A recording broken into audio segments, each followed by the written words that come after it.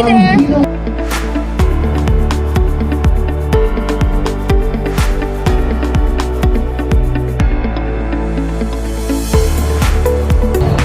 What is artificial intelligence and how does it affect our global societal issues?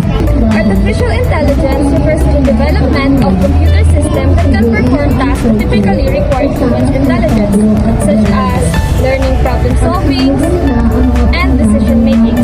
AI has been increasingly integrated into various aspects of our lives, from virtual assistants to self-driving cars and personal product recommendations. However, AI also raises important questions about its impact on global societal issues. One of the significant percent is job displacement. As AI systems become more advanced and potentially replace human workers, another issue is bias and discrimination. As AI system can perpetuate and amplify existing bias if trained on base data or designed with a particular worldview. Despite these challenges, AI can also be a powerful tool for addressing global societal issues.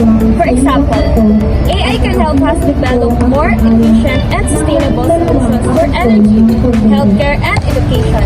It can also help us analyzing and mitigate the effects of climate change, improve crop yield, and enhance disaster response. To ensure that AI benefits society as a whole, it's essential to develop and implement AI system in a way that is transparent, accountable, and fair. By working together and considering the impact of AI on global societal issues, we can create a future where AI enhances human well-being and promotes social justice. Despite these challenges, AI can also be powerful tool. Despite these challenges, Wait lang.